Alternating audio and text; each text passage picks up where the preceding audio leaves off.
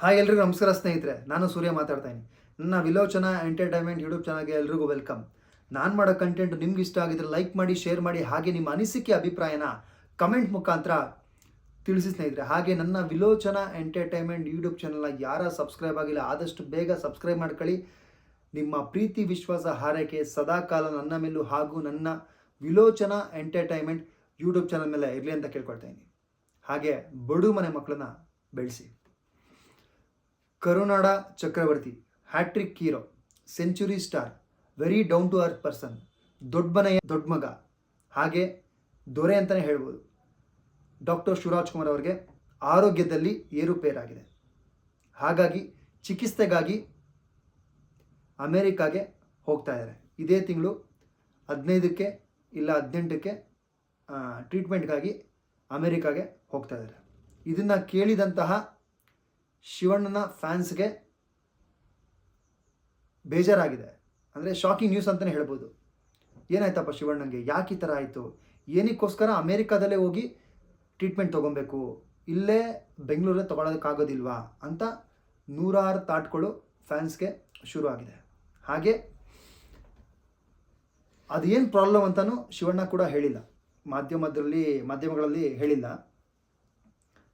ಅದಕ್ಕಿಂತ ಮುಂಚೆ ಟ್ರೀಟ್ಮೆಂಟ್ ಹೋಗೋದಕ್ಕಿಂತ ಮುಂಚೆ ಶಿವಣ್ಣ ಅವರು ತಿರುಪತಿಗೆ ಹೋಗಿ ತಿಮ್ಮಪ್ಪನ ದರ್ಶನ ಮಾಡಿಕೊಂಡು ಮುಡಿ ಕೊಟ್ಟಿದ್ದಾರೆ.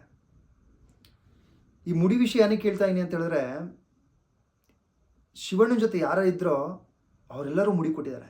ಏನಕ್ಕೆ ಅಂತ ಹೇಳಿದ್ರೆ, ಶಿವಣ್ಣನಿಗೆ ಒಳ್ಳೆಯದಾಗಬೇಕು, ಅವರು ಗುಣಮುಖರಾಗಿ ಆಚೆ ಬರಲಿ, ಆ ರೋಗದಿಂದ ಆಚೆ ಬರಲಿ, ಅದೇನಾಗಿದೆಯೋ ಅದರಿಂದ ಆಚೆ ಬರಲಿ ಅಂತ ಅವರೇ ಸ್ವಇಚ್ಛೆಯಿಂದ ಶಿವಣ್ಣನ ಜೊತೆ ಹೋಗಿರೋರೆಲ್ಲರೂ ಮುಡಿ ಕೊಟ್ಟಿದ್ದಾರೆ ತಿರುಪತಿಲಿ ತಿಮ್ಮಪ್ಪಂಗೆ. ಹಾಗೆ ಇದ್ರ ಜೊತೆಗೆ ಗೀತಕ್ಕ, ಹೆಣ್ಮಕ್ಳಿಗೆ ಕೂದಲಂದರೆ ತುಂಬ ಇಷ್ಟ, ಆ ಕೂದಲನ್ನೇ ಮುಡಿ ಕೊಟ್ಟಿದ್ದಾರೆ ಗೀತಕ್ಕ. ಯಾಕೆಂತ ಹೇಳಿದ್ರೆ ಶಿವಣ್ಣಂಗೆ ಒಳ್ಳೇದಾಗಬೇಕು. ಇದು ಫಸ್ಟ್ ಟೈಮ್ ಅಲ್ಲ, ಲಾಸ್ಟ್ ಟೈಮ್ ಏನೋ ಶಿವಣ್ಣಗೇನೋ ಟ್ರೀಟ್ಮೆಂಟ್ ಆಗಬೇಕಾದ್ರೂ ಗೀತಕ್ಕ ಮುಡಿ ಕೊಟ್ಟಿದ್ರು. ಯಾವುದೇ ದೇವ್ರಿಗೆ ಹರಕೆ ಹೊತ್ಕೊಂಡಿರೋ ಅನ್ಸುತ್ತೆ, ಮುಡಿ ಕೊಟ್ಟಿದ್ರು. ಹಾಗಾಗಿ ಈ ಸಲಿನೂ ಗೀತಕ್ಕ ತಿಮ್ಮಪ್ಪಂಗೆ ಮುಡಿ ಕೊಟ್ಟಿದ್ದಾರೆ. ಹೆಣ್ಮಕ್ಳು ಯೂಶ್ವಲಿ ಕೊಡೋದಿಲ್ಲ. ನಾನು ಏನಕ್ಕೆ ಹೇಳ್ತಾ ಇದ್ದೀನಿ ಅಂತ ಹೇಳಿದ್ರೆ, ಗಂಡ ಹೆಂಡ್ತಿ ಇಬ್ಬರು ದುಡಿತಾ ಇರ್ತಾರೆ.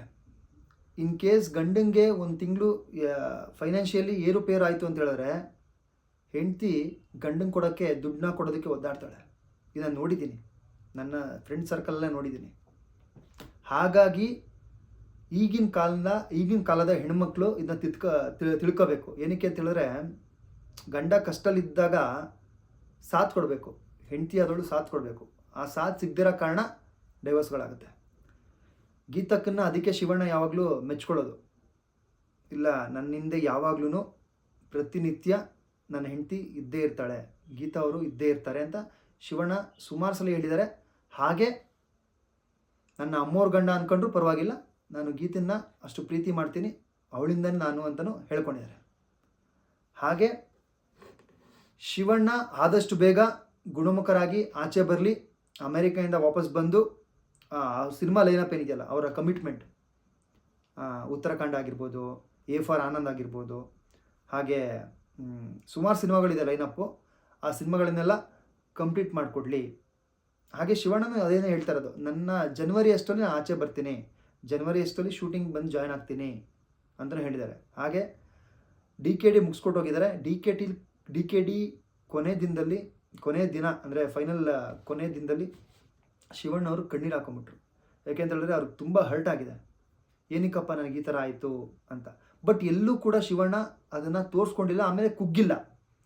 ಇಲ್ಲ, ನಾನು ಒಬ್ಬ ಸಾಮಾನ್ಯ ಮನುಷ್ಯ, ನನಗೂ ಕಾಯಿಲೆ ಬಂದಿದೆ, ಅದನ್ನು ಸರಿಪಡಿಸ್ಕೋಬೇಕು, ಎಲ್ಲರಿಗೂ ಬರೋದೇ ನನಗೂ ಬಂದಿದೆ, ಹಾಗಾಗಿ ಅದ್ರ ಬಗ್ಗೆ ತಲೆ ಕೆಡಿಸ್ಕೊಳ್ಳೋ ಅವಶ್ಯಕತೆ ಇಲ್ಲ, ನಾನು ಹುಷಾರಾಗಿ ಆಚೆ ಬರ್ತೀನಿ ಅಂತ ಜನಗಳಿಗೆ ಅಂದರೆ ಫ್ಯಾನ್ಸ್ಗಳಿಗೆ ಧೈರ್ಯ ಹೇಳಿದ್ದಾರೆ ನಮ್ಮ ಶಿವಣ್ಣ.